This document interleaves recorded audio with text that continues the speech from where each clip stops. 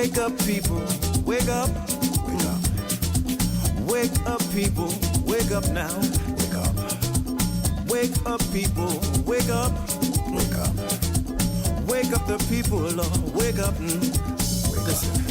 Wake up, people, wake up, wake up. Wake up, people, wake up now.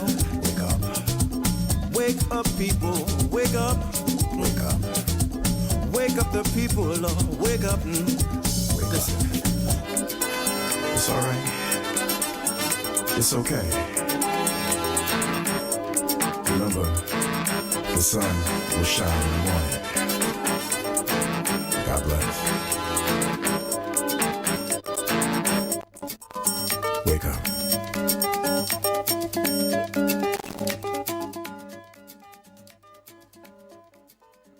Yes, greetings family, this is Brother Jegna. I'm bringing you another Afrocentricity Bookman show. Remember, every Sunday between 4 and 6 p.m. I hope you guys had a great week. Hope you're having a good weekend. The Afrocentricity Bookman show brings you the best books, best lectures, best essays, the best of African thought. It's very important that we relocate ourselves as African people. We must relocate ourselves on our own center. One of the problems that the black people face is that we've been, what can I say? We've been dislocated from our center. We need to relocate ourselves again as African people so we have our own worldview again. We see the world through our own eyes. So this will only happen through proper education. And when this happens, we can bring around an African revival, an African renaissance. Marcus Garvey said that we're going to bring around another great civilization which will stun the world. But this will only happen when we are re-educated to see the world through our own eyes. So Afrocentricity is a way of life. It's not a system, but it's a philosophy. It's a philosophy for you to look at the world from your own center, from your own African cultural center. So, Afrocentricity Bookman Show, what are we reading? At the moment, we are reading the book by Chika Onyeani. It's called The Capitalist Nigger. So I hate that title, and I'm sure you do as well. So when I read this book, I'll be changing that word with the beginning of an N to Capitalist Warrior. However, the subtitle of the book is The Road to Success, a Spider Web Doctrine. So if you listen to my last show, we explained it, but we'll go through it again. So this book was written in 2000. So if I read you some of the blurbs from the back of the book, give you another idea what the book's about. So this is written by a Dr. Michael Malherbe. Provocative, daring, acerbic, but truthful. Capitalist Warrior exposes the endemic frailties that debilitate and dehumanize the black race into dependency, complacency, perennial low self-esteem and inaction, as if these were divinely ordained. Onyeani's tirade is angry but affectionate. It is a tongue-lashing but generally concerned about the fate of his race. As usual in life, this kind of truth scaves the ears.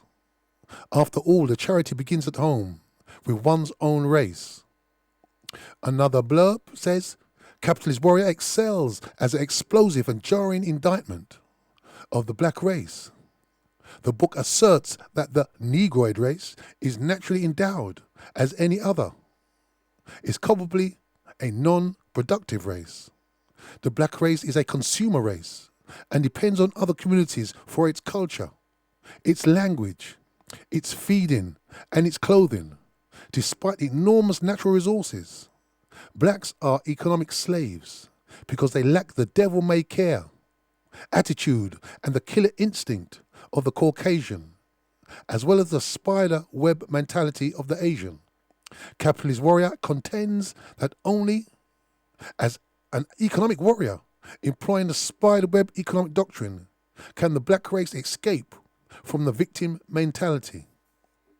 And the last one here says, just a few lines, this is a book of passionate sense of outrage and collective self-reproach.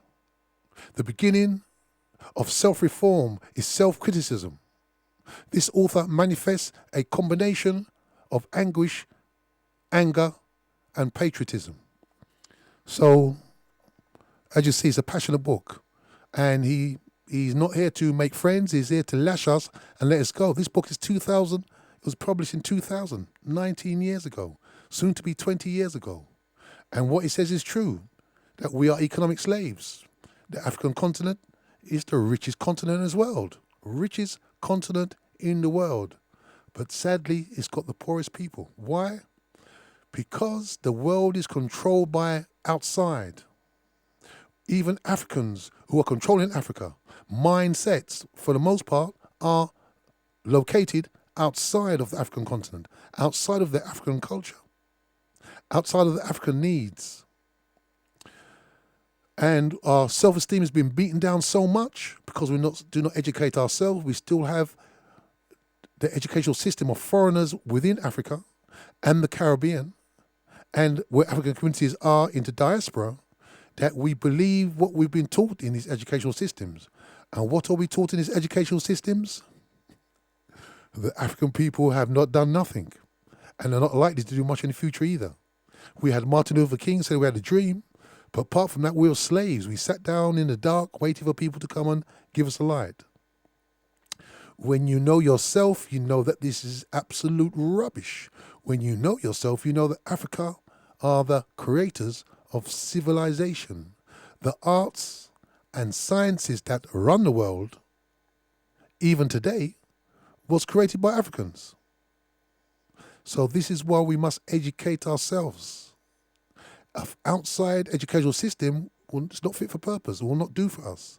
So these are some of the points we will touch on as we go through.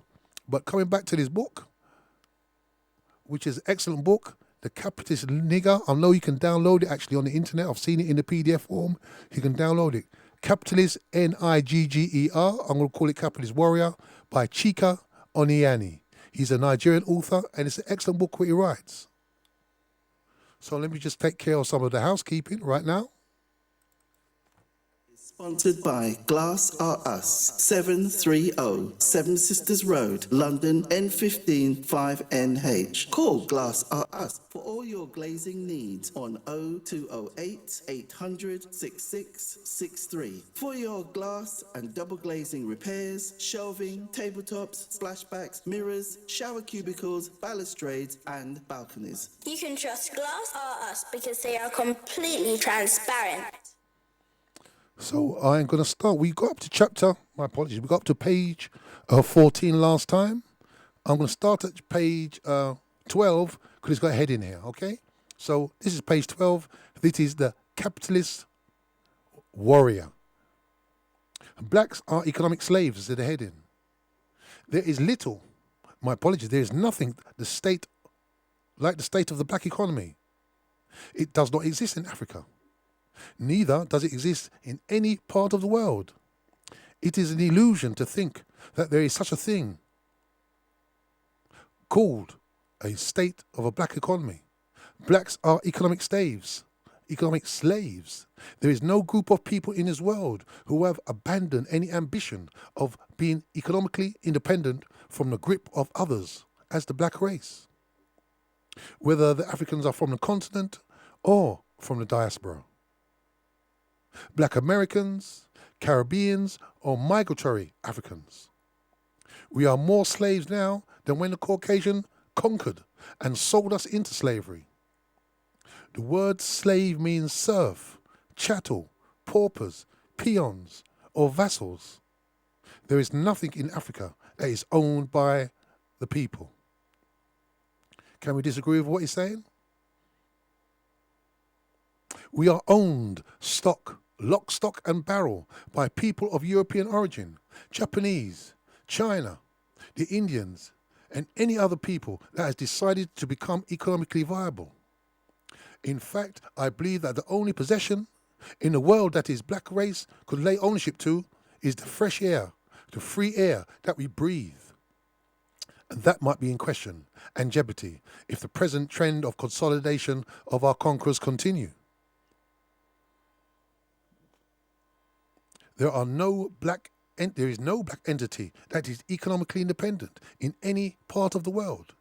Africa is the second largest continent in the world. It has been established that it was the cradle of humanity and civilization.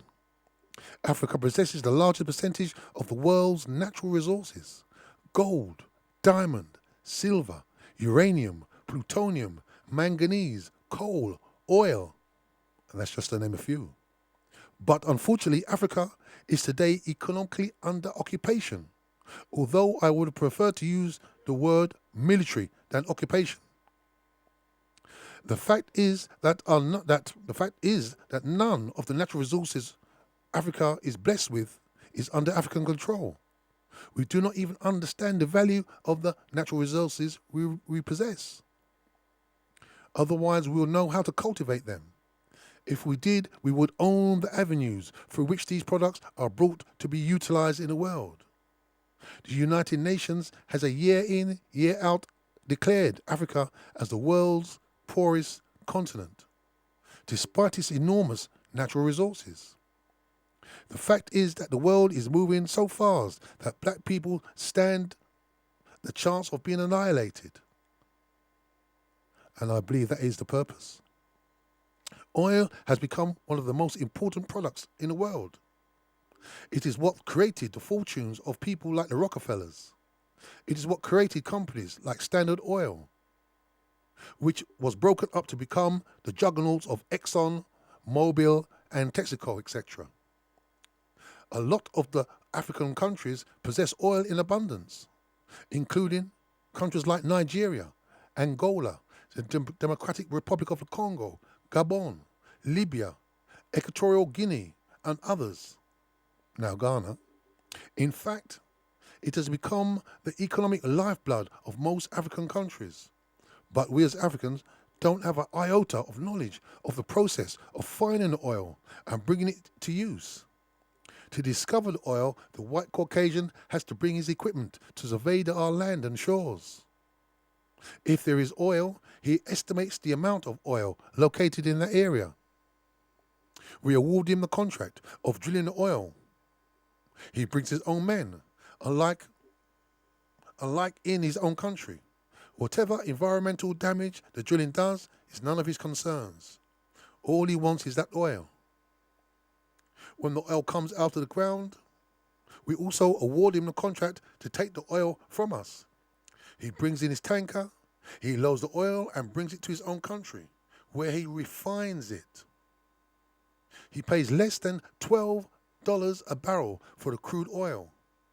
He refines the crude oil into several different products, which are then sent back to us at more than $65 per barrel. So it leaves Africa, $12 a barrel we get, but what we want to buy when it comes back, $65 a barrel. 5 times more, over 5 times more. In 1998, Exxon generated revenues of 100 billion, Mobil 47 billion, Texaco 32 billion, and Chevron 27 billion. The revenues of these 4 companies almost outstrip the revenues of all the 50 black African countries south of the Sahara combined. So remember, he wrote this book in 2000. Let's take a country like Nigeria, for instance. It is the so-called giant of Africa, the leader of the black world. Nigeria is the 7th largest oil-producing country in the world. Nigerians pride themselves as one of the most educated people in the world. It has all kinds of engineers, including petroleum and geological engineers. Oil was discovered in Nigeria in 1948. But you know what? Nigeria still imports refined oil at exorbitant rates. It does not have engineers who prospect for the oil. It does not have engineers who drill for the oil. It does not have engineers who refine the oil. It imports the oil. Nigeria has 2 oil refineries, all built by foreigners. To maintain these refineries, they must import the experts, who happen to be whites, who built the refineries to repair any minor problems. When one of the refineries is out of production for a long time in 1998, Over 475 million was awarded to repair it. Despite the fact that the refinery has been in existence for more than 15 years, Nigeria has not learned to repair the refinery. That contract of 475 million would have gone a long way in spreading the wealth of that huge amount across the strata of society. It would have created 100 billion of wealth in the country that receives the award. In this early 21st century, Africans don't have the capacity to discover oil. We don't have the capacity to transport the oil to the destination where it should be refined. We don't have vessels to transport the oil back to us for consumption at a time when Indians and Pakistanis have both detonated atom bombs. When China is providing the technology for quick acceleration of launching satellites into orbit, we Africans still don't have the capacity even to refine the oil for ourselves. And we are so happy there is oil in Ghana. So let me digress. What do we think of this? People, nations of the world are sending satellites into the air. They can explode atom bombs. But we can't build our own refineries. We can't even fix, this is 2000, we can't even fix the own refinery if it goes wrong. We don't know how to prospect for oil ourselves, drill for oil ourselves, transport the oil ourselves. So this is ridiculous, isn't it? What has happened to the African mind? What has happened to the African mind? I said it earlier in the show. We are using a European educational system to educate ourselves. And the European education puts us at the bottom of the tree, bottom of the mountain, in the minds of Africans. Because in the European educational system, the epitome of a man is a white man. I'm not familiar with the Muslim countries, but maybe if it's a Muslim or Islamic educational system, maybe the top of the tree, the top of the mountain, is the Arab. I don't know. But when our self-esteem is so low, our opinion of ourselves, our self-concept of ourselves, is so low, so beaten, so destroyed, we believe that we cannot do these things. We run to others to do things for us. Why is that? Why is the people who created educational systems in the world not able to do these things for themselves? The first universities you'll find are in Africa. So what happened to the African? Enslavement, colonization, but that was many years ago. What has happened to African today? We do not educate ourselves. This is why we need Afrocentricity. We need to have in every nation of Africa. Every nation of Africa, in every level of schooling, so the Africans can see the world through their own eyes. We are being miseducated within our own nations. How can we be miseducated within our own educational systems? The reason is that they are not our educational systems. They just happen to be in our nations. I hope you agree with me. Otherwise, why cannot we not prospect for our own oil, drill for our own oil, build our own refineries? You know how much money flies away from Africa every year?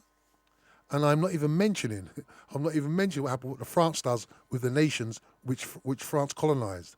They take out 400 billion a year and invest it into the stock markets of the world. So how much does 4 billion turn into for the French? How much trillions?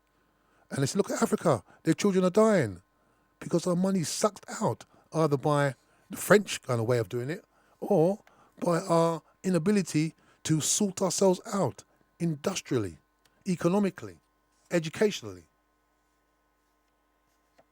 So let me continue. So I hope you can see the power of this book I'm reading called The Capitalist Warrior. Obviously he uses the title Capitalist, Nigger, Capitalist Warrior. He doesn't pull his punches, he just tells the truth. If you are taking a state, my apologies, I just lost my page.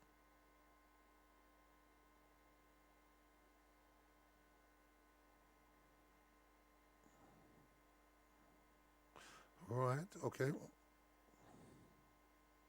If you are talking of the state of the black economy, you have to talk about the people who are able to create products from its own inception to market. You cannot talk of an economy where the people are mere consumers.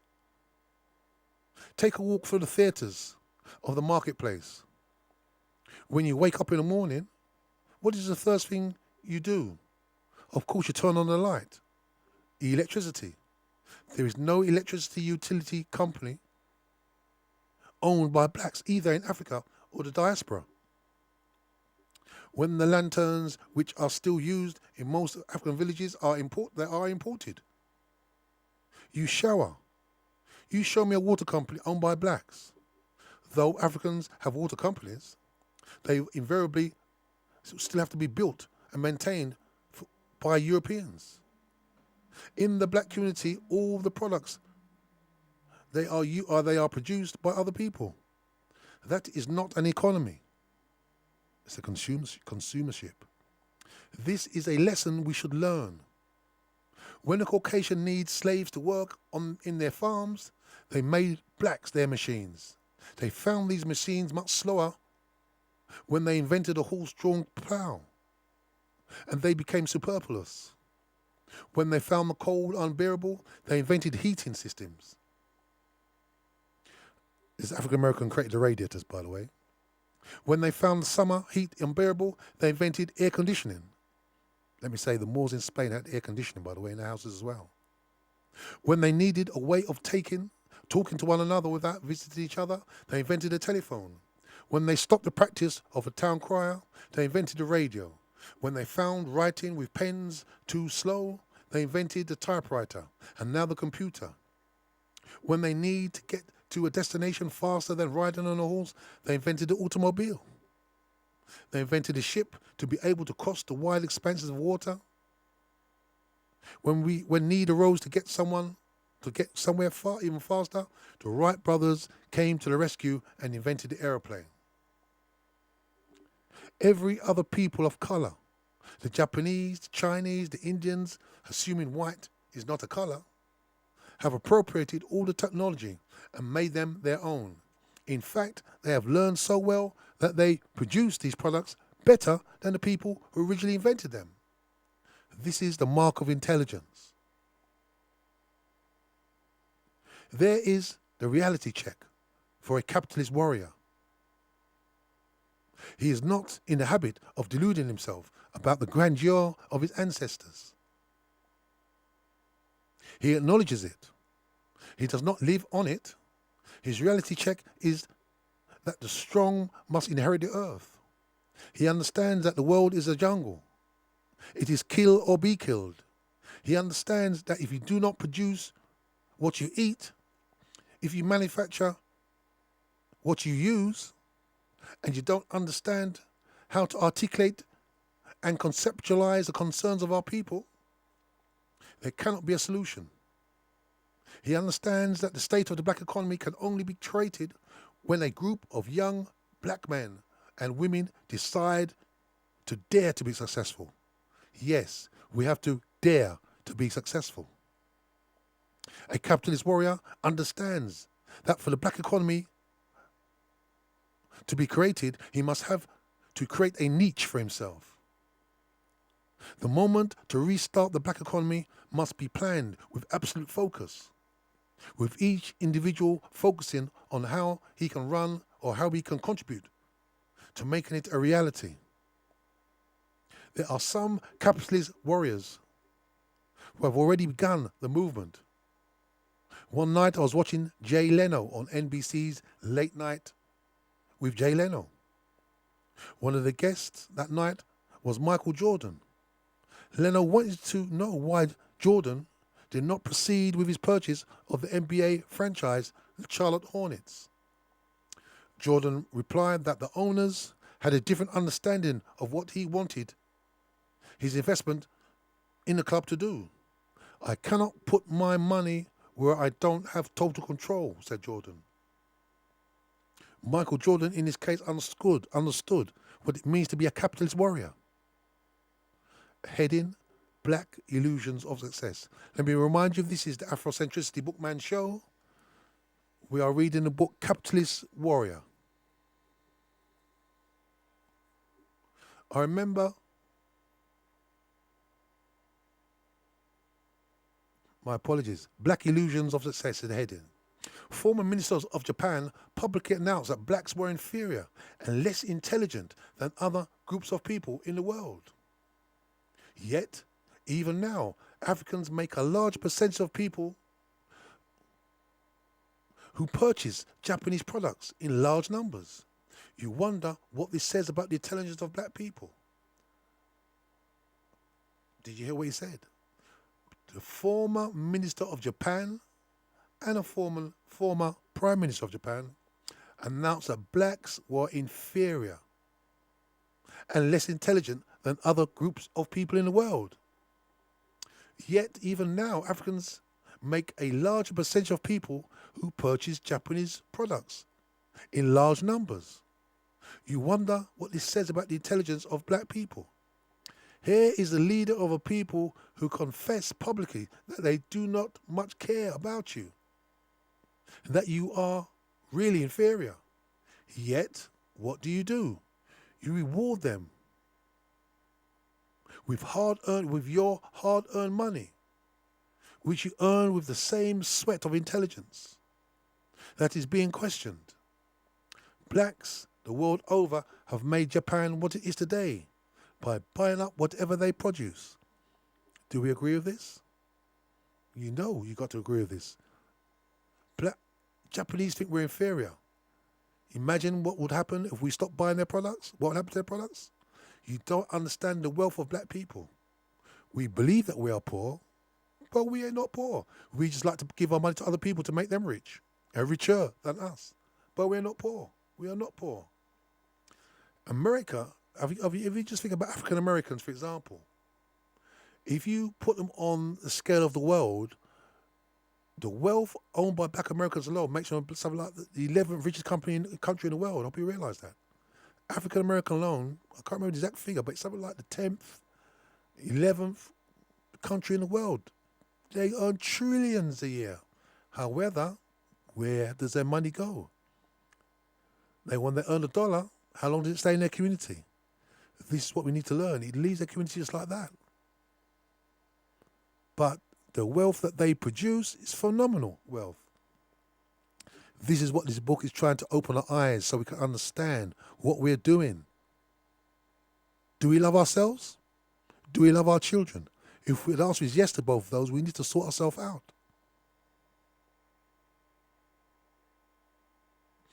I remember in the old days when much of Africa was still colonized. The colonial master used to warn us about Japanese products. They are inferior, they will tell us. Don't touch it. It disintegrates and doesn't last long. And I remember that growing up, when I was growing up, I remember a Japanese car like Datsun and things like that.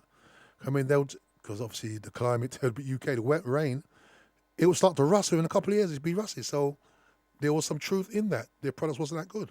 But they kept on and kept on and kept on. Of course, we know better because who had discovered that these Japanese products lasted longer than the European products? We had thought that the Japanese, not being white, were our friends. We were between a wall and a rock and a hard rock. We thought that the Japanese were less evil than the Europeans who had colonized us. We plowed our hard-earned money into all their products. The black race has a very short attention span. When something happens, we holler and kick and organize and demonstrate and rallies. In less than the time it takes to say Jack Daniel, we've already forgotten the cause or point of our anger. We are back in bed with our oppressors. Deep, deep. I have to particularly talk about the Japanese because it is not only an imperialist power waiting for a chance to start another world war, but because also it is an economic juggernaut which could easily crush any minion of a country that challenges it economically. The Japanese utterances rankle enormously because it was not the first time such a high-level Japanese official made such a declaration. It had also been made by a cabinet minister. These are the high government officials routinely articulating what the police, what the people say publicly and privately. They made use only because they were high government officials.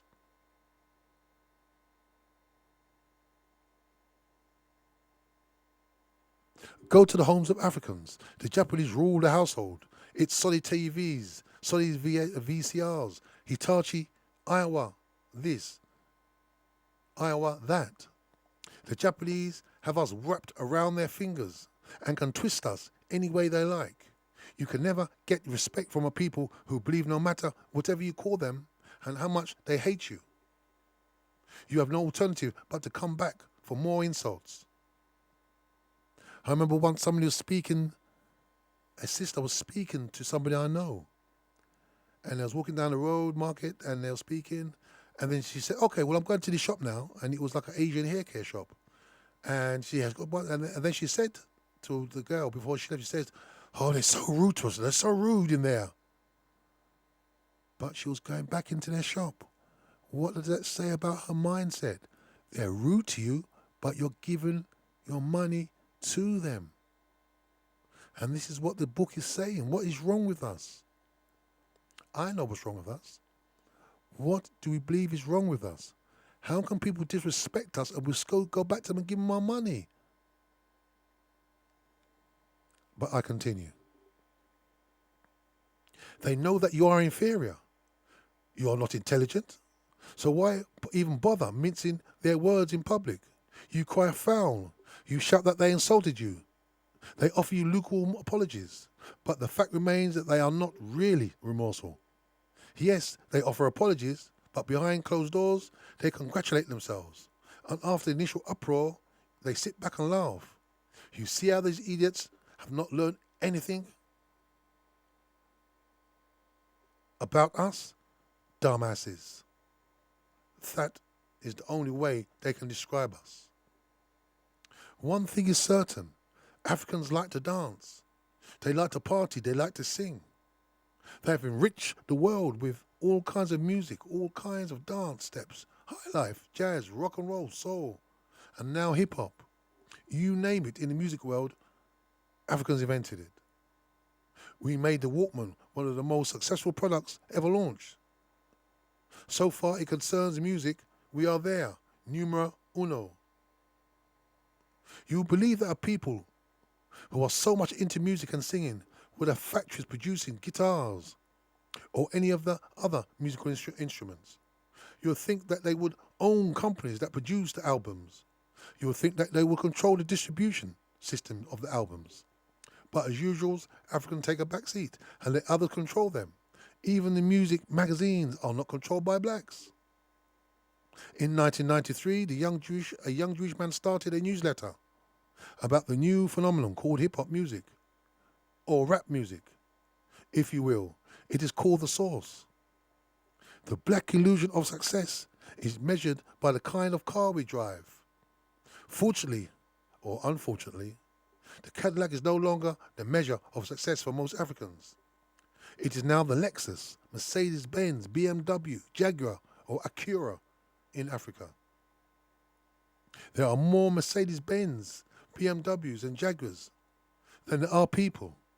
This is a continent which has been declared the poorest continent of the 20th century, since most of the countries gained Pyrrhic victories in gaining independence from their former colonial masters. This is a continent which has been unable to provide basic necessities to its citizens. Good roads, pipe-borne clean water, good light, good healthcare, or even good governance.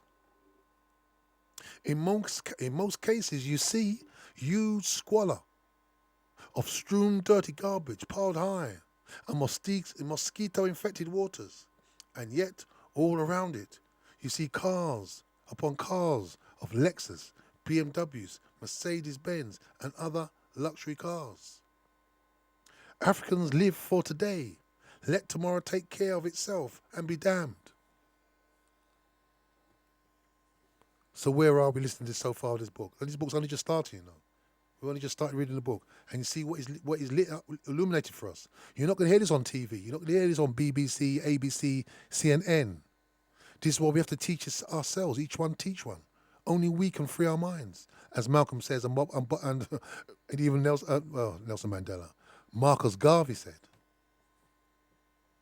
One thing about Nelson Mandela, he's one of the greatest men ever lived, but the economics of South Africa, he did not fully understand or let people fool him. Africans are considered the most loyal to product brands. It is a herd mentality. Whether it is in politics or in business, people know the black mentality. Because of this herd mentality, companies discount Africans when it comes to advertising campaigns.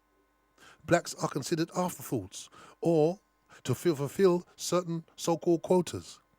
Blacks will always buy our products, whether we market to them or not, has been the confidential report to many companies.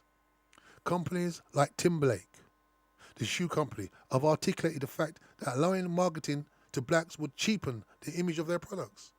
Fortunately for them, blacks prefer to buy top of the line. Anything that costs a lot of money is considered the best. It is a status symbol. Why would anybody want to spend almost $200 for a pair of shoes for a kindergarten student, when the parents of that student have not been able to put a dime into his college education?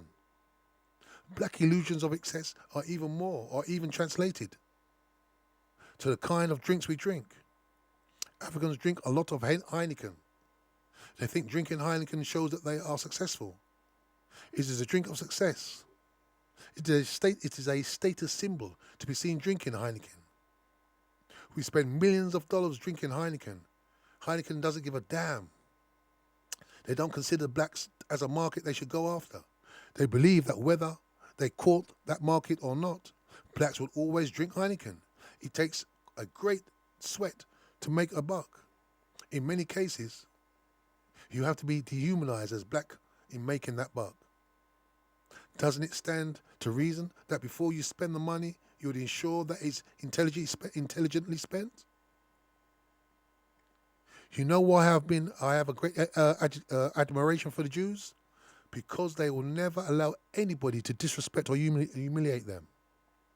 Whether it is the state of Israel or Jews in the diaspora, they use their extraordinary intelligence to retaliate. They don't believe in going to the barricades. They don't believe in rallies. They don't believe in demonstrations, which is a very good point. They believe in taking decisive action. If a company dares to insult the Jewish people, you know what happens? They buy up the shares of that company, have the board of directors or executives immediately changed. They take over the company themselves or sell the shares of the company to depress the stocks. When a buffoon called Idi Amin decided to hold Israeli hostage, what did they do? They did not hold rallies. They did not hold demonstrations. They did not beg Idi Amin to release the hostages. They demanded that he release the hostages. Amin ignored the demand. Israel sent their men into Entebbe airport in Uganda, and Idi Amin found himself the laughing stock of the whole world. Now, tell me, who was humiliated? The Israelis, the Jews, or Idi Amin, the blacks? Who got the respect of the world, and who got the contempt and ridicule of the world? After the Holocaust, when more than 6 million Jews died at the hands of the demented and psychotic Hitler, the Jews said never again. But after more than 36 million Africans were captured and taken into slavery, 18 million of whom died in a cross-Atlantic voyage, the black race have never said never again. The Jews deserve respect of the world because nothing has been given to them. They had to get what they want. Nobody was willing to give them slack. They earned it, and they have the respect of the world. Never disrespect them. So let me add to that. Why have the Jews said never again and been so successful?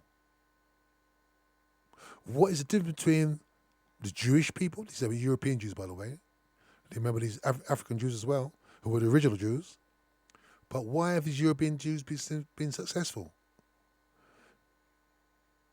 Most successful people have 3 legs, like a stool with 3 legs. Language, religion, culture. What has happened to African languages, African religions, and African culture? The European Jews still have them in place. And that's why they can, because they got their own image of God, they can do things of their own bidding. Have Africans got their own image of God?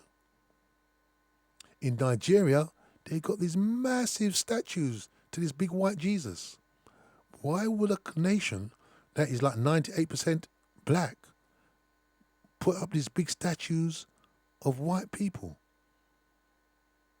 When you check the history of the people who brought that white God vis-a-vis Africans, you find that the people who brought that God massacred Africans, stole all their wealth. But for some reason, we put up gods to the people who came to Africa, enslaved us, enslaved our nations, kidnapped our people and took them away.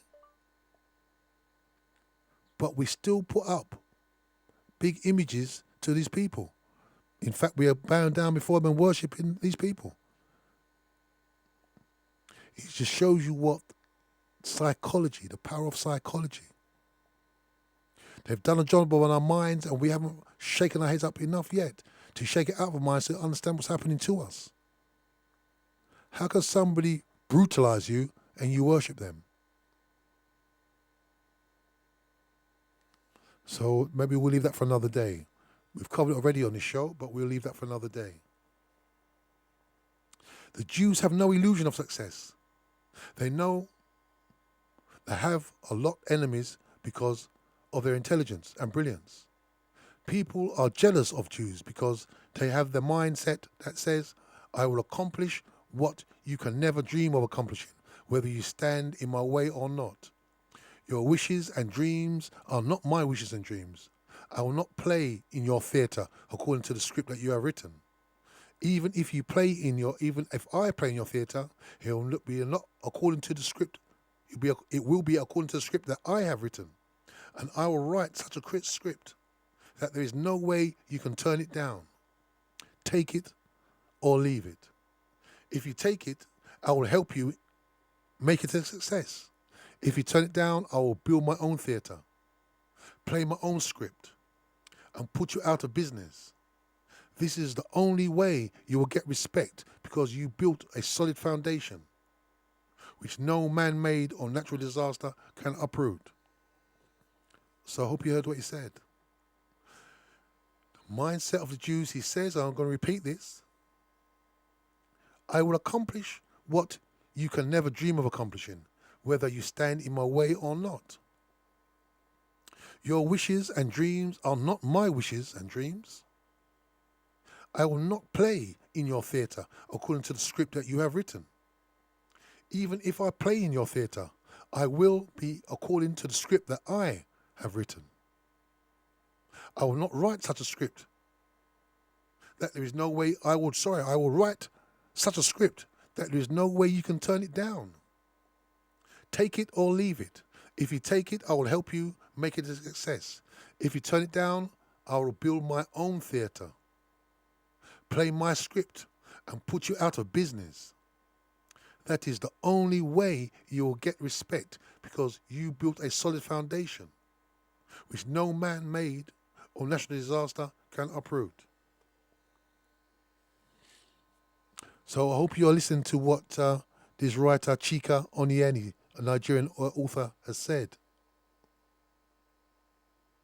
Tyler Perry, he made a speech that when people knows that hashtag Oscars so white, people complaining that there was no white nomination or no black nominations for Oscars, why aren't we getting Oscars?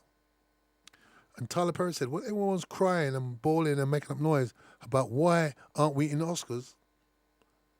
He says, if they don't want to sit us at their table, I'll build my own table. Have you seen what Tyler Perry's built now? He's built the biggest studio there is probably in the USA. If you take 3 of the studios like Disney and who knows, Fox and whoever else, he put film together, his studio's bigger, more high-tech than all of these studios. He said, rather than crying about other people, why don't you let me in? He said, I'm going to build my own. And that is what Chika Onyeani is saying that the Jews will do. I've got my own script. I don't care about your script. And if you don't want me to do business with you, I could shut you down if I want to, but I'm going to build my own place and do my own table. I'll sit up around my own table. This is what Africans need to get into their mind. We only just started reading this book, but he speaks about we need to develop a certain mentality. So this is, Brother Jegler, this is the Afrocentricity Bookman show. We're going to take a short break in about 10 minutes' time, but we are reading The Capitalist Warrior. If you exchange the word warrior for Nigger, that's the correct name of the title. But I'll continue. But it's an excellent book. Every time you turn around, some Africans are accusing Jews of this or that. They control our neighborhoods. They control all the real estate in black communities. They control the real estate companies. Complain. For Christ's sake, there are 6 million Jews in America, while there are 36 million blacks in America. In mathematical terms, that is 6-to-1 ratio. After World War II, these same Jews had nothing but skeletal remains of their bodies. They scratched, they clawed, they said never again. Will I put myself where a demented group or man would massacre my people? Never again. Over 375 billion that African countries owe were used in purchasing expensive cars, buying mansions and palaces in European countries, and putting the money in Swiss banks. In Ivory Coast, the former late president of that country, Humfet Boigny, spent 1 billion on building a church cathedral. That is a country where the per capita income is less than 500 per annum. Yet, this country spent that kind of money, £1 billion on the church, to erect the so-called white elephant that has now become meaningless, a monument, which has not done anything to uplift the standard of living of the people. He built a church, he got all the ivory and porcelain and you name it from all around the European world. So all the money went to Europeans, by the way. And then he built this big white cathedral in his nation. Why would he do that? What has he done to the people? It's self-interest. If you believe, if I build this, maybe I'll get into heaven. We do crazy things because we've been dislocated from who we are. We are not walking in our own center. We're not connected to our own sacred land. We're not connected to our own sacred mind. This is the problem, what we find. Black dependency. In most African countries, there is no good drinking water, no good road, no electricity, no good healthcare. Every country in Africa is supposedly independent, but every African country is still under the yoke of colonialism. Africans depend on Europeans for all their needs. It is a joke and the height of stupidity to claim to be independent when you depend on your oppressors for everything you use. So let me say this to you. What is the intelligence of Africans? Because they says, oh, Europeans left the educational system there, but Africans can't create a safety pin, a uniform for their doctors and nurses and boots. Obviously, some nations can. A satellite, machine guns, rockets, aeroplanes. What good is the educational system if you can't do that stuff like that? Are you familiar with this tune? There's a song by Fela Kuti, the great Fela Kuti, and it says Upside Down is the name of the title of the song. And the lyric says that when he travels the world, he sees agriculture, education, water, electricity, everything's organized. But when he goes to Africa, he says it's disorganized. Agriculture is disorganized. But one part of the song he says, American man has American name, Chinese man has a Chinese name, Russian man has a Russian name, Indian man has an Indian name. But Africans will take anybody's name. It just tells you with the mindset.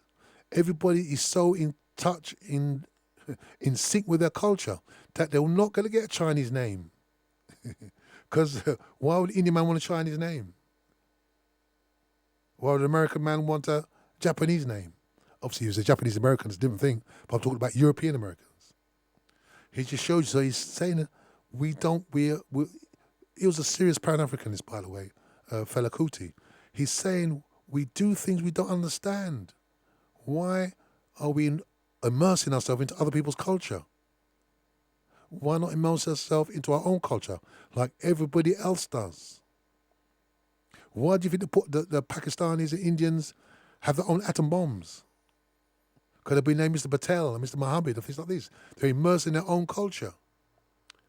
Africans, don't get me wrong, I know Nigeria example, they've got their African names, beautiful names. And the names have meaning as well. But many of these people, they still have Peter and Paul and John and Humphrey in there as well. Why? Do you see Europeans? Do you see the French calling themselves Ade? I think you can see where we are. Let me just continue what we have. Taking a short break in a moment.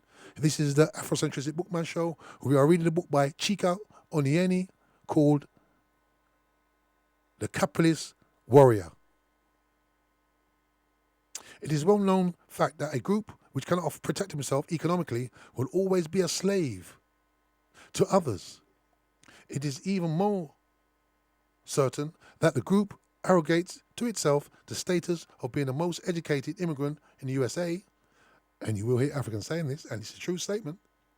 The United States, as every immigrant group which has ever migrated to this country has found out, it is a land of opportunities.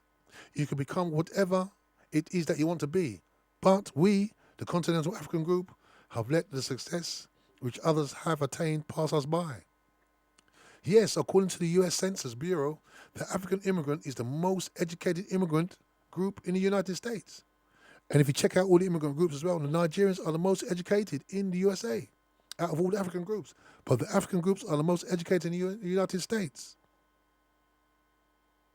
It means more educated than the Japanese, the Chinese, the Koreans, the Indians, and even Europeans. We possess more first-class degrees, BA, Bachelor of Science, or Bachelor, whatever it is, and subsequent degrees than any other group. It means we have within the African immigrant group individuals with more professional degrees, medical doctors, engineers, economists, scientists, and others in various fields. But the question is, what has our being, the most educated immigrant group, done for us or for our people? Well, to say the least, and to be really magnanimous, the answer is absolutely nothing. Well, with all the education, you would have thought that we would be in the same position economically that the so-called groups which are below us in education have attained. Rather, we behave like economic illiterates than educated ones. We are ashamed of who we are and what we are. We condemn everything African or black because we suffer from an inferiority complex. Thank you very much. We would rather do business with another person than do business with our own group. We would rather enrich another community than make investments in our own by patronizing one another. Africans cannot produce the pins they use, the needles to sew, the chalk, the pencil, the pen to write with. We do not produce the radio we listen to. We do not produce the television we look at. We do not produce the cars we drive. We do not produce the guns we use in killing one another. We do not produce the bowls we use in lighting our homes. We do not produce the telephone gadgets we use in talking. The money we use, we do not produce the machinery used in engraving them. If not for the Europeans, we will still be using hoes in farming. All the modern agricultural equipment are made by other people or made by other people for Africans. African women pride themselves with being beautiful, but the body lotion they use is imported. We do not produce the lipstick. They're using colour in their lips. In all kind of colours. We do not produce the underwear that we all wear. We do not produce the deodorant they use. We do not produce the hair attachments that we use in braiding their hair. And it is mostly imported from Korea and China. We do not produce the artificial nails that we use in lengthening their nails. They are also imported from Korea and China. Africa has lots of diamonds and gold, yet the jewelry our women and sometimes our men wear. Though the raw materials are from Africa, the final products are produced in Europe, Japan, Korea, China, and even Russia, and sent back at exorbitant prices. So I think you can see where we are. You can see what the book is about. What is wrong? What is wrong with the African? This is what we have to work out. So we're going to take a short break, and we'll be back on the other side. Okay? This show is sponsored by Glass Are Us, 730 Seven Sisters Road, London, N15 5NH. Call Glass Are Us for all your glazing needs on 0208 800 6663. For your glass and double glazing repairs, shelving, tabletops, splashbacks, mirrors, shower cubicles, balustrades and balconies. You can trust Glass Are Us because they are completely transparent. What, the Black Nation? I love it. From the day my born when it done no say my color the first. I no last. So you expect I to search. Rastafari for the youth. Black woman and child, you yeah. For you I really have so much love. Dollar bills and coins will fade away. Could never make I so proud. Black woman and child, oh yeah. For you I got so much love. Dollar bills and coins will fade away. They could never make I proud. Alone, motherland Africa still remains so fine. Empresses and emperors living from in those times. I know you're the first to give birth and took mankind. Now let me say you've been hurt, being Omega's divine. Yeah. Take her to die and I give thy praise. That's where my covenant will be always. How have you been going through those stages? You've been away for many days. Love, woman and child, you yeah. For you I really have so much love. Dollar bills and kinds will fade away. Only you could make I proud. Yeah. Black woman and child, you yeah. For you I really have so much love. Dollar bills and kinds will fade away. They never yet make I proud. Who knows who will tread upon your road just to make things great? Oh yeah, you and the children, I see them in front of your face. I say, keep them close as you live, increase their faith. Marcus Garvey don't save him, save the future from AIDS. Oh, natural nature is the way to your needs. You were born as the one to conceive, now let my joy put away your grief. You and the child as smooth as the breeze.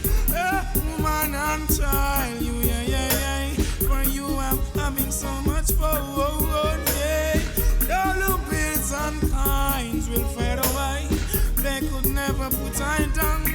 Hey, black woman and child, you yeah. For you I have so much love.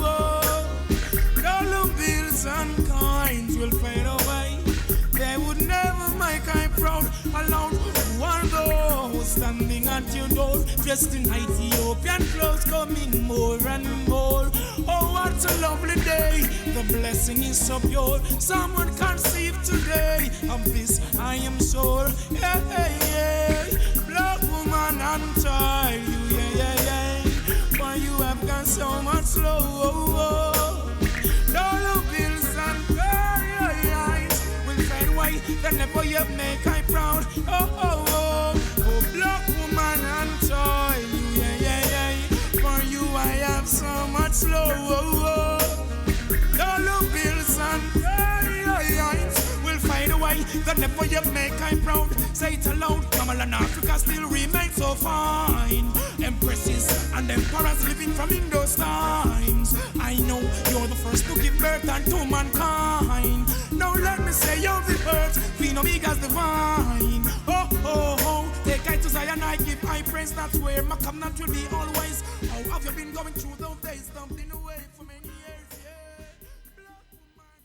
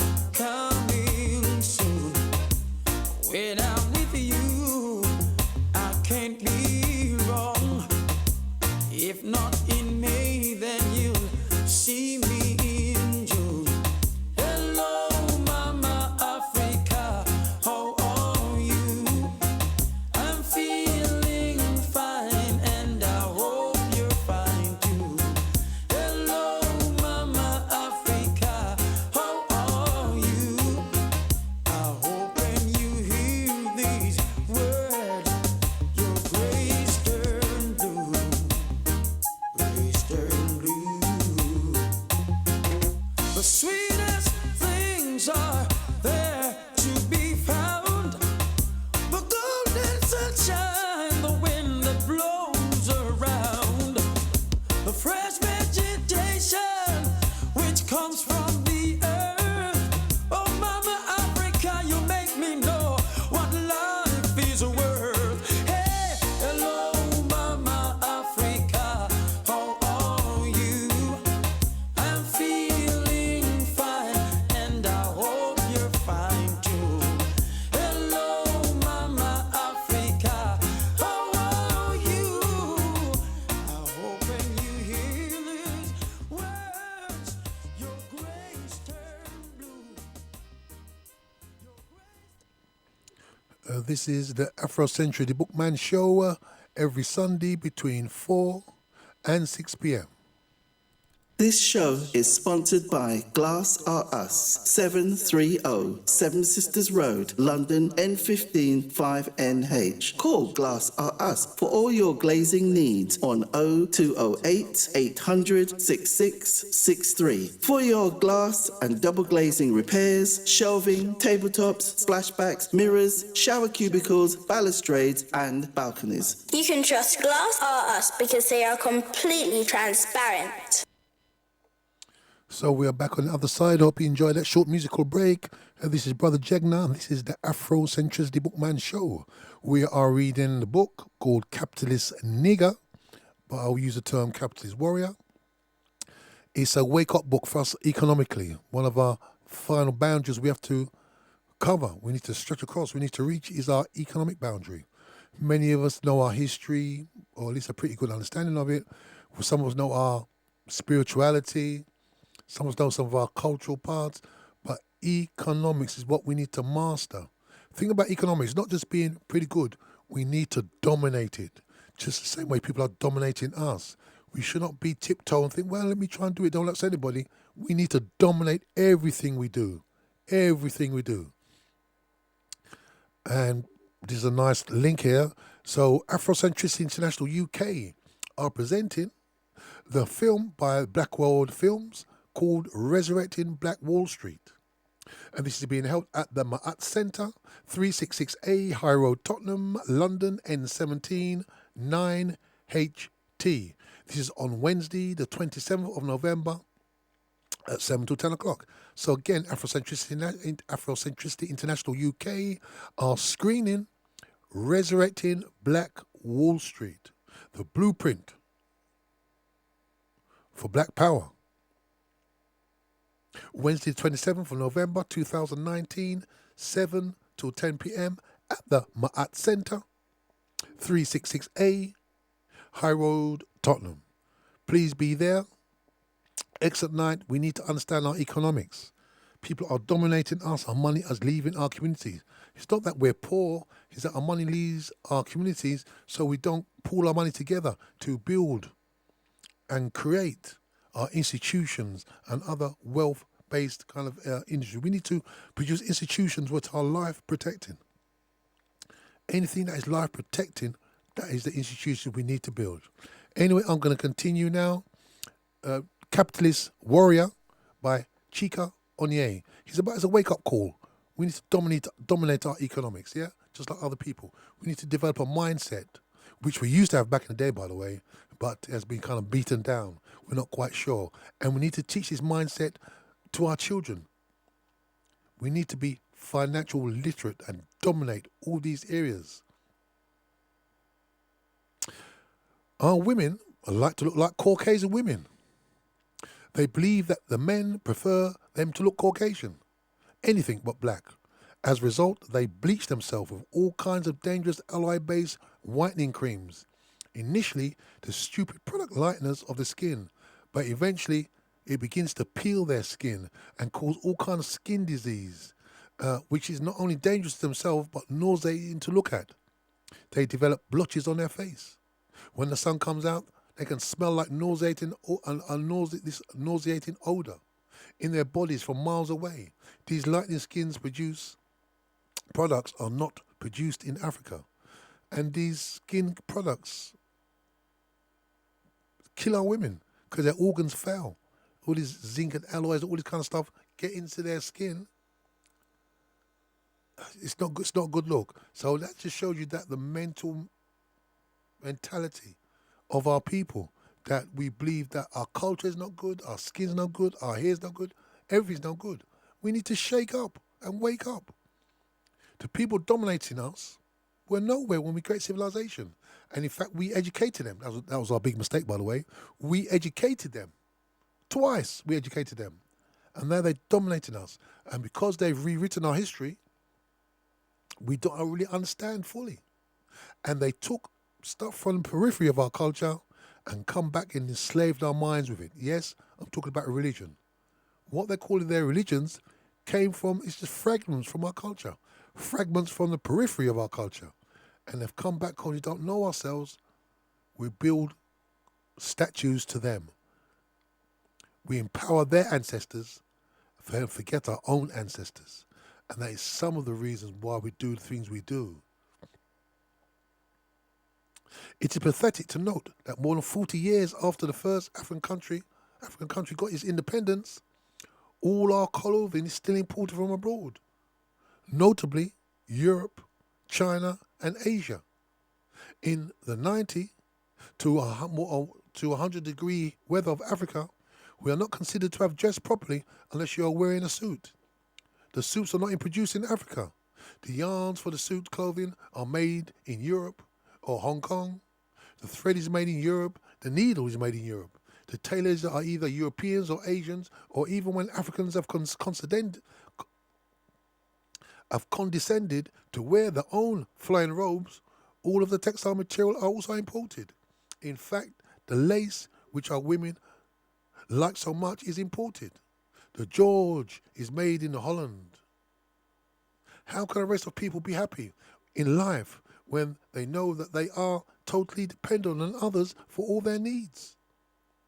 It's extremely necessary that we take a few minutes, hours, days or months to ponder the intelligence of a race who cannot produce the basic things of life that are needed for their survival, and have to depend on those who have oppressed them for years to come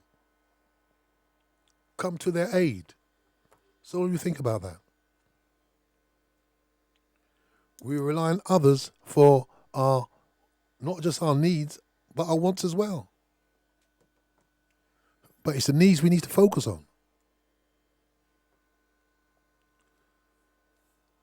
I know some African nations, the women do not want these African designs unless they come from Europe. They want the local people stuff. If you remember what Gandhi, he was a redneck by the way, but Gandhi, he made the people burn all the European, British in particular, all their cottons, all the fabrics. So they had to buy their own. Would we do something like that? Probably not. But these are the things we need to think about. The burning itself was like a ceremony. It was an eye-opener. Do you know in China, because if you're aware of the Opium Wars, there was 3 Opium Wars when Britain was dominating Hong Kong. And the British used to smuggle opium into Hong Kong, open up opium dens, and the people got addicted.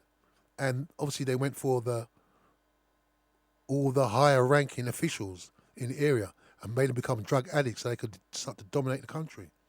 Similarly with Christianity, when they came to Africa with Christianity, who did they Christianize first? The kings, the queens, the nobles, all the higher rank officials. They Christianized them first, so they knew that they Christianized the rest of us. Okay, look, oh, well, he's become a king, he's become a Christian, and he's my king, maybe I should follow him. They don't do anything different. They just kind of, should we say, just kind of tweak it a little, yeah? What they do is always the same. But the point I'm making here, every year, the Chinese have a ceremony where they get a pile of opium and burn it. And who do they invite to watch this? The school children. The school children see them burning the opium and they're reminded of the Opium Wars. And they say, never again. That's education. What do we do? In Barbados, they've got a Nelson column there? They've got a statue of Nelson Column in Barbados. And you know what Nelson said? Nelson said, then blacks, we just keep on enslaving them, don't keep them enslaved. But we do not know ourselves, so we worship these people. These crazy people. People hate us. Only a fool can hate somebody who hates us. But as you know, if we believe the book and what we're taught, the New Testament, we're supposed to love our enemies. Everybody else kills their enemies, by the way, but we're supposed to love our enemies. But I continue. The collective responsibility of a race is what's so astonishing. Europe came to Africa in the 1600s. They had already possessed a gun. Black people were still using the bow and arrow. Millions of black people were killed and millions more were taken prisoners. They were brought as slaves onto the shores of America. We just entered the 21st century. The intelligence of a race comes into question when, after more than 500 years, the descendants of the people who are conquered still rely on the same enemy who killed millions of their people and took millions of prisoners of slaves. So I agree 100% with what he says there. We still rely on the people who enslaved us, killed us, massacred us, stole all the wealth from our nations. And these are still the people we look at as our best friends. You must question the intelligence of people who do that.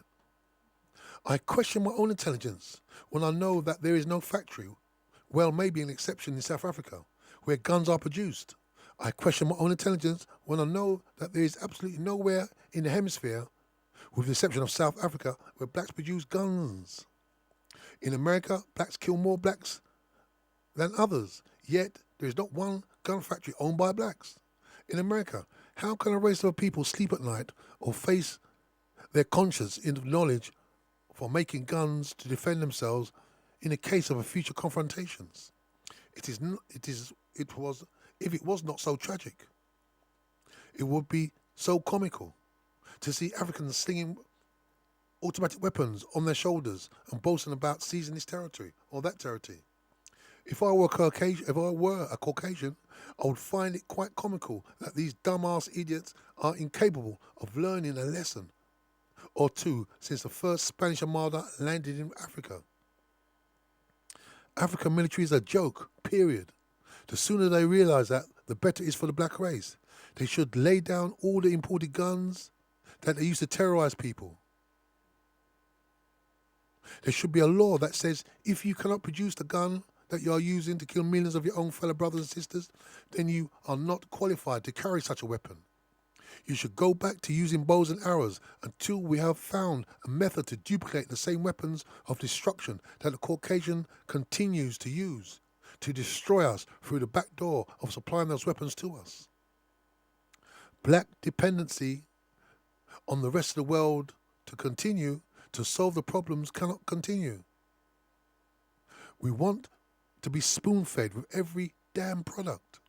We don't find it shameful that others produce, and we do the consumption. What has to be said must be said.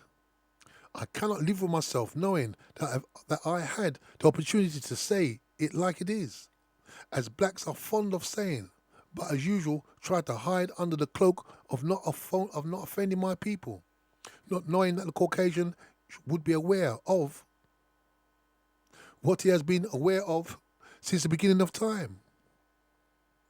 Black economic dysfunction. In the 1970s and earlier 80s, Negro Americans decided that they wanted to be known and called blacks. And then from the middle of the 1980s till now, blacks decided instead to be called African Americans. But it was in the 1960s that a few black leaders decided to invest time to know where African Americans came from. Until then, African Americans had been ashamed of their African ancestry. Here we are, all looking alike, but on television and film, Africans are depicted as savages. The Tarzan movies were the yardstick through which African Americans came to know about Africans. Africans did nothing but carried spears and bows and arrows. Nowhere did Tarzan go without his monkey and the lone African who behaved much like the same way like the monkey.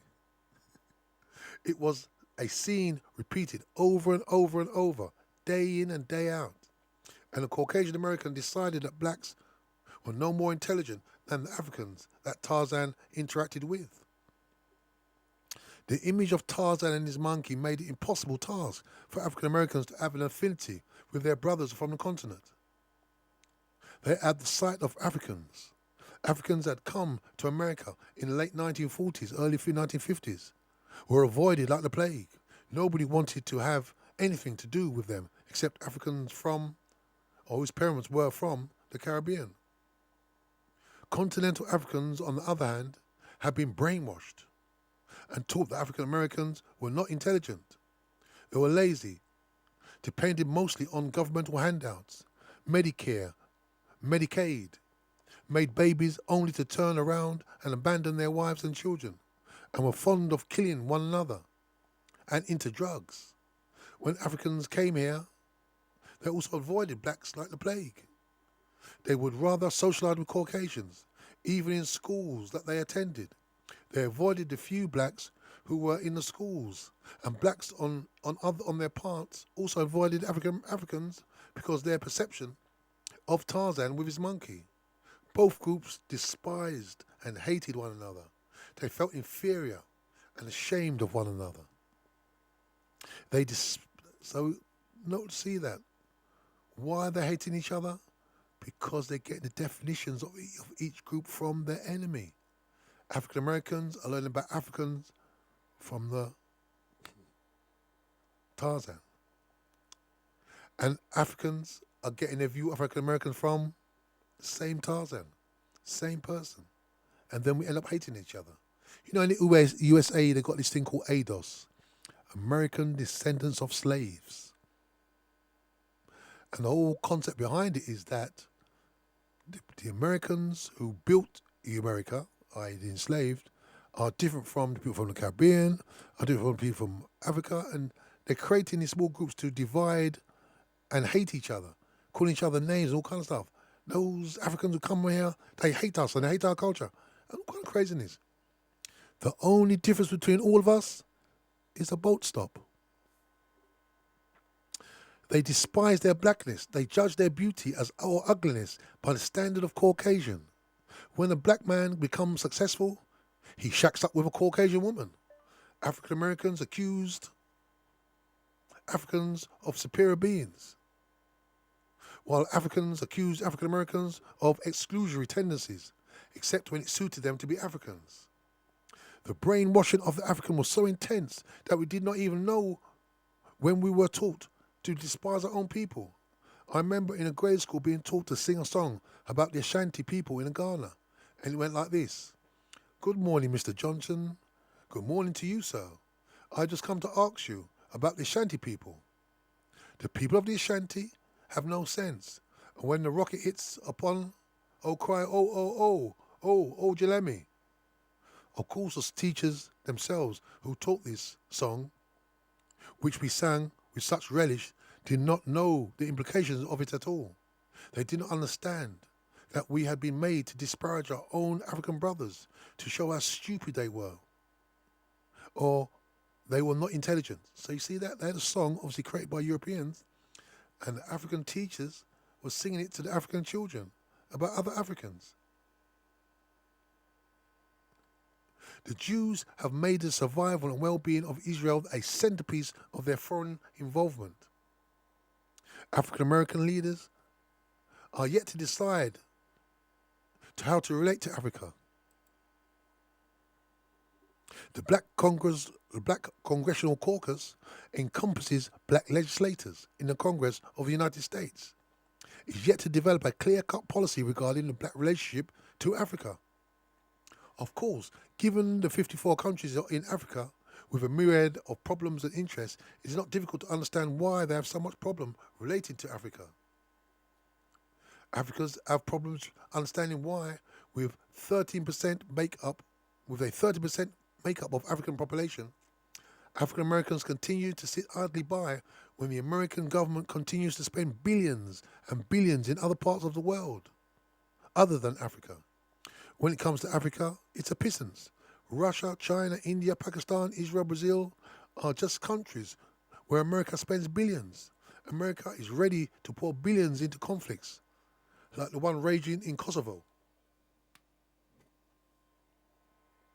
When Africans have been left to their own devices, with America looking to the other way to conflicts in Africa. If Africa was to receive just 1% of the amount spent by Americans in other areas, they would certainly lead to more progress in several African countries. The question, of course, is how could a group which has not been able to solve its own problems to be able to help their brethren overseas? How can African Americans offer their African brothers and sisters jobs where they themselves don't have? How can they offer welcome to their brothers and sisters when the Chinese have taken over their feeding? How could they offer employment to their brothers and sisters when they haven't built up the companies to employ enough blacks, let alone Africans from the motherland? When a Russian arrives, when a Greek arrives, when an Italian, a Czech, a Chinese arrive in America, they can either work for other people, work in their people's restaurants or garages or construction companies. Their people have all kinds of jobs waiting them when they arrive. And this is the Afrocentricity Bookman show. I remember I saw a lecture by Dr. James Smalls. Please just go to YouTube and put in Dr. James Smalls. He's a great teacher. But he said once, he was speaking to a Korean student, because he's a professor in the universities. He was speaking to a Korean student, and you know what she said to him? The Korean student says that in Korea, the Korean entrepreneurs are told when they go to America, open up a shop in the black community. Did you hear what I said? Koreans are told in Korea, when you go to USA, open up a shop in the black community, you'll become rich. It's only we are the ones that don't seem to understand this. Africans feel African Americans hate them because they come to America to get a good education and establish their own businesses. Many decide to settle in America instead of trooping back to Africa and political persecutions. They charge that African Americans, accuse them of a feeling of superiority and condescension. Most African American establishments hardly employ Africans. Even in the area of culture, where both sides have a lot in common, there is that schism or distrust and separateness, when in fact there should be collaboration. African Americans love music, so do Africans, because they're all the bloody same people, of course. African Americans are big sportsmen and women. Africans are beginning to rapidly acquire the same taste. African is a virgin continent, but African Americans will be waiting until the Caucasian goes to Africa to open up and control basketball league before they can realize the need for such a league. And by then, everybody will be hollering how the Caucasian came to Africa to steal from us. Right now, the opportunity is right there, under our noses, and yet we cannot seize it. While some African Americans have begun to identify themselves with the Mother Africa, they are doing it without the understanding of how the world works. Beyond the need to feel pride in Africa, most don't understand the need of Africans beyond the visit. Nor do Africans understand African Americans beyond knowing that they are blacks. With the exception of Ghana, no African country has a policy of relationships with African Americans. The Ghanaian government has made it clear that African Americans are free to return to Ghana and carry Ghanaian passports. But beyond the cosmetic relationship, the Ghana government has not made much of why, not much in a way of policy to encourage the businesses relationship between African Americans and the country of Ghana, which is a very good point. They're saying, yeah, African Americans, you can come to Ghana, but are they got a policy to bring African American businesses to Ghana? White masters, black slaves. Blacks have conditioned themselves to the status of economic slaves and illiterates. We lack understanding of economic history or business techniques. We are the magnets attracted to our oppressors. The more we are oppressed, the more we gravitate to that individual's all that groups doing the oppressed, doing the oppressors. We play the victim game, always the victim, and never the oppressor.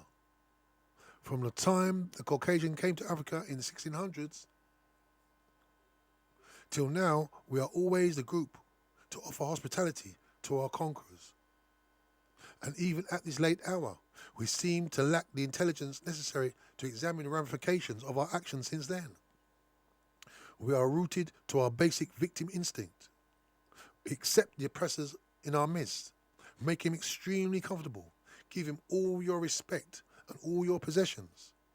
Create an aura of invincibility around him.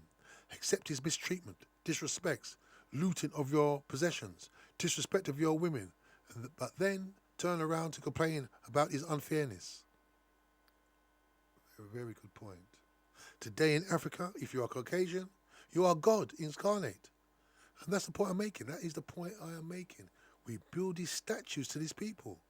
So when they come there, we see the white statue and we see the white man, we think they're the same.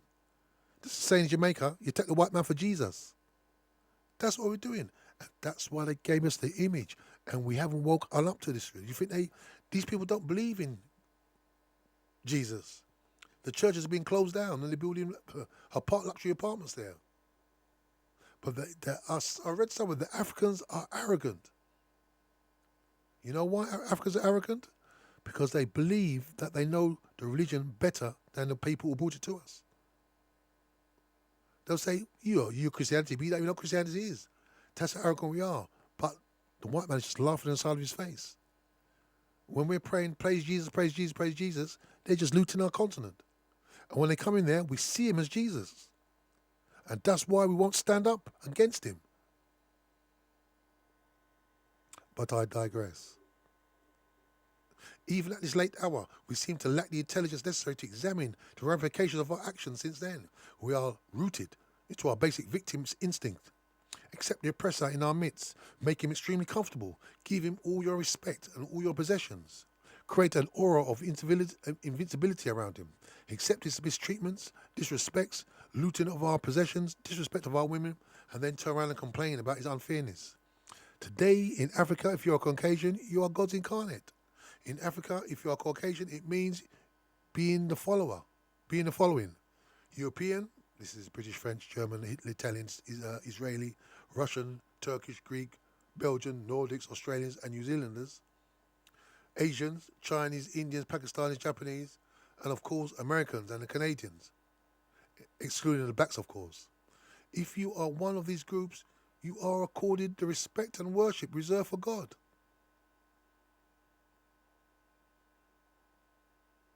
The silence is for the effect. Being seen in the company of a Caucasian person accords you instantly respectability and credibility. It accords you intelligence. If you want to be successful, bring a Caucasian partner. If you had been having difficulty securing a contract, send in your new partner, and then you'll have an easy ride. The highest powers whose secretaries would not even accept your calls would be happy to meet with your partner. He will be invited to functions he will not dream of being invited to, and you may have to tag along with him if you wanted to be accorded and associated with respectability and credibility. Even the amount of the bribe demanded from you will decrease by 20% because you are now considered trustworthy. His humour there, but it's truth. Let me show you how the world is turned upside down. In the ancient world, this is talk about the Greeks here, ancient Greeks, okay, good. Who are not really ancient really in reality, yeah?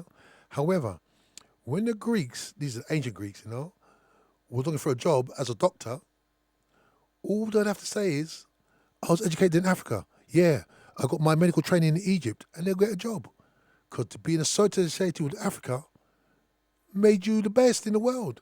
You never lied. You never even seen Africa before. Yes, I was educated in Africa. You get the job. But see how the world's turned upside down? The other way around now. Now, you have to link with Europe. You have to link with whiteness to get something, to have respectability and profile. See how the world's been turned upside down? Because only when you understand your history, you understand these things. This the Greeks who said, all they had to say that I was educated in Africa, in Egypt, and that's all the credential they needed. But now it's the other way around. Today's white master, black slave mentality started when the Caucasian came to Africa with a Bible and a gun, and the Arabs came back with the Quran. We had our own beliefs in the Supreme Being, the creator of all things. In everything we did, we called upon the Supreme Being to bless us, and the event was to take place. But when the Caucasian came, we were easily convinced that our God was not the right God. We were heathens, we were told. We were unbelievers. Our names were not good enough. Today, if you want to be a Christian, you have to answer to an English name. And this is what the point I'm making all the time. You see how powerful this book is? He doesn't mince the words. You have to be John, Peter, Mary, Michael, Charles, Anthony, or any other stupid names you have to answer to before becoming a Christian. In all my years, I have never seen a Caucasian answer to an African name. In fact, I knew a Caucasian pastor in my area for over 30 years. He spoke our language perfectly, had 2 children, but never thought it good enough to name them after any of our perfectly godly names. Chika means God is the highest. Chuku means God. Chineke means God the Creator. Chinyeri, given by God. Chiniwai, Chinine, God gives. Chuka, when Mecca, God has done his best. See how our names, African names are? God is within it, in the name. But we want to call ourselves Peter and Paul and Charles. He never thought it was good enough to give his children African names. Even our king had to change his name to John so that he could be baptized. You really think that God won't accept your name as Chuku when the name is actually praising God? The fact you have to change it to a European name is so they can control your mind. So you think that the name is superior than your name. You think anybody in the Bible's name was actually John and Peter? These are European names. Think about it. These people of Palestine and Bethlehem, you think the name was John and Peter? They didn't know those names. I'm sure you'll know that the New Testament was written by the Greeks. We need to just wake up and do our education, because it's like we don't understand the world around us and how we're controlled. If you want your children to be successful, you have to send them to a British school. If you're from the former British colonies, to France if you're from the former French colonies. The highest honour is accorded to them if they could speak the language with British or French accent. It would even accord them higher dignity if they let everyone know that they had forgotten how to speak their native tongue. African culture is faced with extinction. I repeat, African culture is faced with extinction. A case in point is this book I am writing using English rather than my own language, Igbo. Africa will be the first continent to totally lose its cultural affiliations within the next 50 years or so. The Chinese, the Japanese, the Indian, the Pakistani, the Arabs will all continue to maintain their culture through their language, spoken and written. I hope you all understand and listen to what I'm saying. Did you know that France, scared about British, English language and USA and the domination, they've set up there's a government department in France to make sure that the French language continues. Did you hear what I'm saying? The French colonized nations, when they got their freedom in some serious, bold, inverted commas, had to sign the pact to continue colonization, by the way. So they're still colonized because they had to sign the paper which said the pact to continue colonization. But one part of this independence was that you must speak French. France has got a department to ensure that the French language continues. Google it. They've got a French department because they're frightened of being overwhelmed by English language. They've got a book. That's why Alexander Dumas, the writer of The Three Musketeers, The Count of Monte Cristo. I'm sure you'll know that he was a black man. They honoured him because he made the French language travel through the world. Anybody who honours their language, they hold up high. But if it's African language, what happens? Which African nation has got a government department to protect the language? One thing which is happening good in parts of Africa at the moment is that they're thinking of making Swahili the language of maybe the AU. So that all African nations, if they all spoke Swahili, that would be one language. As you know, it's the lingua franca for East Africa. Uganda, Tanzania, Kenya, many of its African languages speak Swahili, which means millions of Africans speak it. So I believe at the moment they're trying to make Swahili an African language across the whole continent. So at least we can speak together in an African language. Some people think that it's a Arab language. No, it's an African language. It's got some Arabism in it, some letters or words, but it's an African language. So it just shows you, because Nigerians have said to me that certain hoity-toity Nigerians will look down on people who can't speak English good. Why would an African look down on another African because he can't speak a foreign language good, but he can speak his own language good? It shows you what's been done to our mindset. And these are some of the reasons we do what we do. Sometimes we say, why did he do that? Why did I can't believe he did that. But we've been knocked off our centre, our African centre. When we come back to our African centre, we'll be in touch again. We'll be in sync with our culture, with our values, with our ethos, with what's good for us, with our history, with everything. This is why Europeans separate us. It's not rocket science. We just need to move back to who we are. It's easy. It's not simple, but it's easy. We just have to be who we are. Then you'll see a change. When we go back to who we are, you'll see a change in us. But at the moment, we want to be European, we want to be Muslim, we want to be Christian, we want to be Japanese, we want to be Chinese, we want to be a Buddhist, we want to be anybody except for who we are, because we've been made ashamed of who we are. Africa will be the first continent to totally lose its cultural affiliations. The Chinese, Japanese, Indians, Pakistanis, the Arabs will continue to maintain their culture through their language, spoken and written. The total destruction of the African people, of the African race as a people, started long ago and has accelerated with the advent of technology. While the Japanese, Chinese, Indians, Pakistanis have acquired nuclear weapons technology, and they did it using their own respective languages. As a victim of my own irrational ignorance and stupidity, I have 2 children who have no knowledge of my culture or my language. So he can hold up a mirror to himself and say that he's done it himself to his own children. But let me say this to you. We've been taught by non-Africans that African languages are not the language of science. Have you heard anything so stupid as that? African language is not the language of science, so we have to learn English, French, and other. But where did science start? Who were the first scientists? Who were the first mathematicians? Africans. How can we say that African languages are not the language of science when we are the first scientists? It's not me just saying it, just read the books, it's all there. We get so stupid, we believe that a foreign language is better than our own language. Oh, well, you can't speak Yoruba, because that's not language of science. What a load of foolishness. The Moors in Spain, they wrote it in Arabic. But what the Europeans did, they created translation centres, which translated the Arabic into the European tongues. So they could so they could take our knowledge, our science.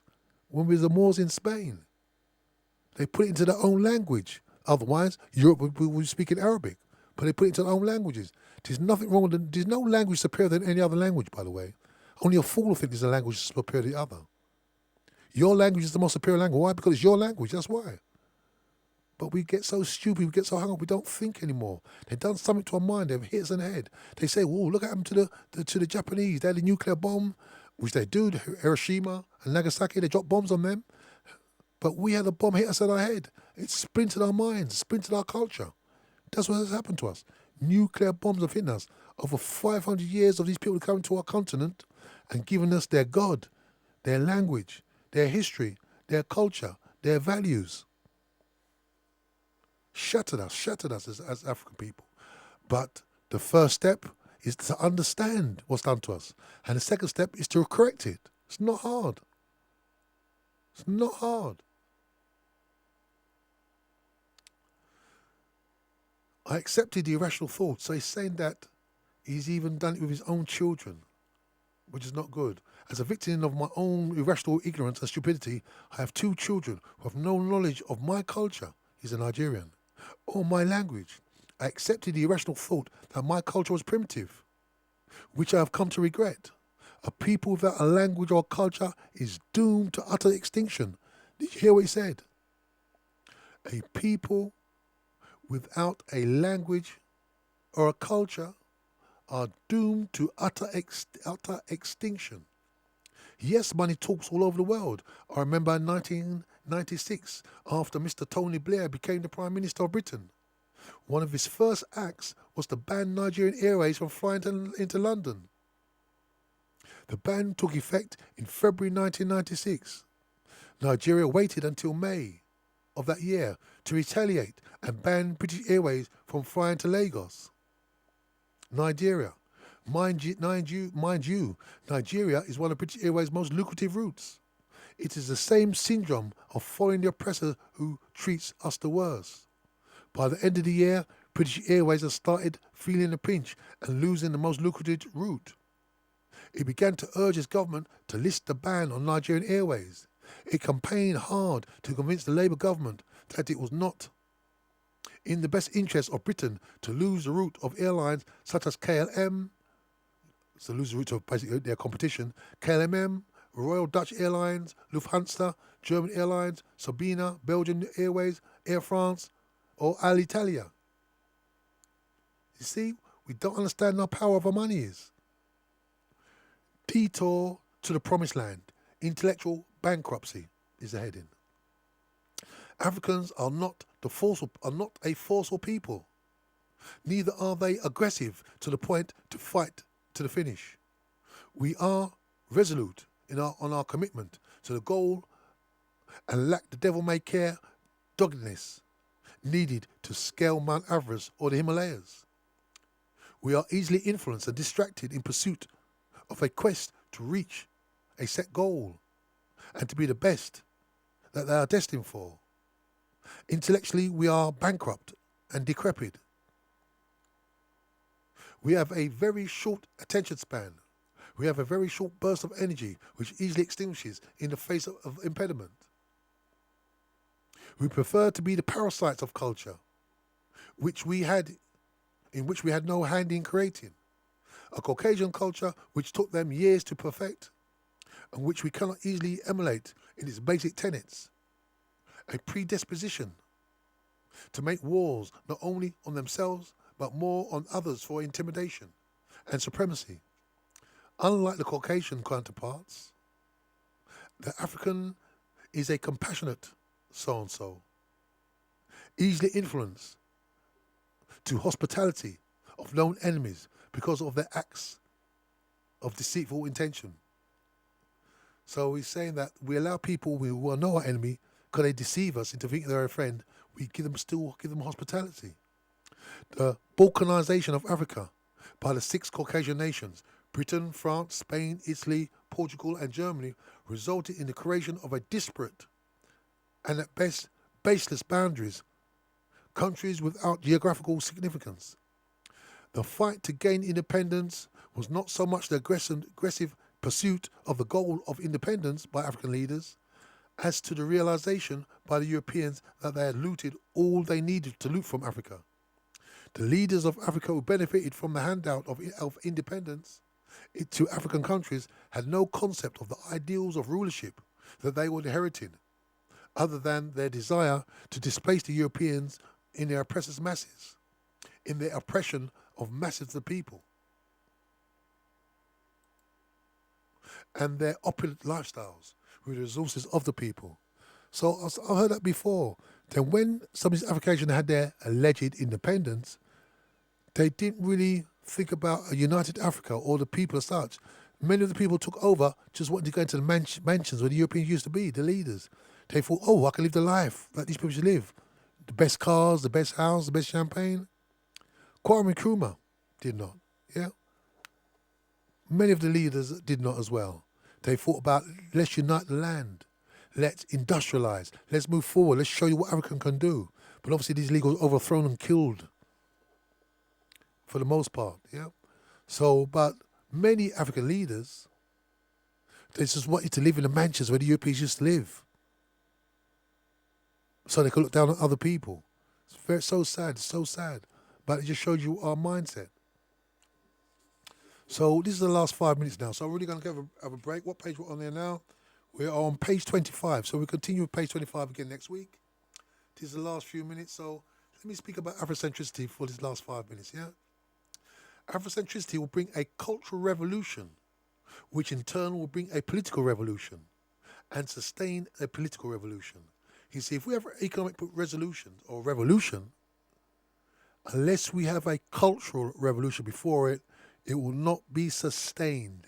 The cultural revolution is what will underpin political, economic, and any other revolution we're going to have. The cultural revolution is the key part of it. What we're having outside there is a cultural war. It's a cultural war. People distinctly and repeatedly try to destroy our culture. That's why if you want to become a Christian, you have to be called John and Peter. Addy is not good enough for you anymore. You have to adopt their religion, their language. Remember France said, well, you can have independence, but you need to speak French language. Why can't they speak their own languages? So it's a cultural war. And then we start to be like them, think about individual. Right? Because you know, Ubuntu, I am because we are, and we are because I am. That was just thrown away for European culture. I'm going to think about myself. As long as I'm rich, I'm okay. I'm all right, Jack. So they really done a job on our minds. We adopted their culture because we saw their wealth, which they stole from us, or what we built for them. Remember, without Europe, my apologies, let me turn up upside down. Without Africa, you know Europe, where did France get their wealth from? Where did Britain get their wealth from? Where did USA get their wealth from? Africans. Without Africa, Europe, USA, poverty. But they had our minds over the centuries. And what they've done to our minds, we've seen. In Africa, we've got some of the greatest amount of resources there could ever be. However, do we mine it ourselves? We're bringing foreigners to mine it for us. Who are the first miners? The first miners in Africa, in southern Africa. The first mines in the history of the world. Where do you think the ancient Egyptians and the Nubians got their gold from? These people are the greatest miners. But now, we want to mine, we call in foreigners. Oil, we can't survey the land for our own oil. We call in foreigners to build things for us. They've done a good job on our mind. They've made us ashamed of our language, our culture, our history, everything, our image of God. Chica said, all the names of God within the name. God is great. I love God. God is me and everything else. God is the center of my family. But we felt so ashamed of who we are. We believe that we need other people. But I think I said to you before, this is not the first time it's been done. We've done this to other people. The 18th dynasty of Egypt, King Tutankhamun was part of the 18th dynasty. You see how he had a golden throne and a golden tomb? Because this is the 18th dynasty. It was the first world empire. It stretched down from deep in the Sudan right up to Iran and Iraq, the whole of Lebanon and the Mediterranean world. The amount of wealth what came into Kemet was you can't believe. But how do we rule it, the area? Because we took the kings or took the princes of the kings and brought them back to Africa to educate them in our temples. Why do we educate them? So they could see the world through their eyes, or our eyes, I should say, through the ancient Egyptians' eyes. So when they got rid of the kings or the king died, they'd send the prince who's been educated in African temples and the libraries back to run the nation for them. So this whole mental thing is not something new. It's something that we created. In my book, I've got books at home where they're writing to Pharaoh and the prince said, wasn't I educated in your temple? Wasn't I educated in your library? You know that I would always do everything for you. So all this whole concept of the psychology of things was created by us. It's nothing new. But when we understand it, then we can move on and do what we need to do. Anyway, this is the Afrocentricity Bookman Show. This is Brother Jagger tuning out until next week. So have a great week and I'll catch you next week, yeah? One love. This show is sponsored by Glass Are Us, 730 Seven Sisters Road, London, N15 5NH. Call Glass Are Us for all your glazing needs on 0208 800 6663. For your glass and double glazing repairs, shelving, tabletops, splashbacks, mirrors, shower cubicles, balustrades and balconies. You can trust Glass are us because they are completely transparent.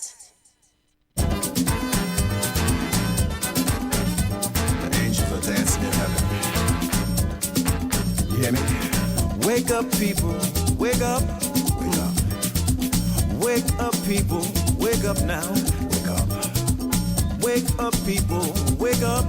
Wake up. Wake up the people, Lord. Wake up. Listen. Wake up, people. Wake up. Wake up. Wake up, people. Wake up now. Wake up. Wake up, people, wake up, wake up. Wake up the people, Lord, wake up. Listen. It's all right. It's okay. Remember, the sun will shine in the morning. God bless.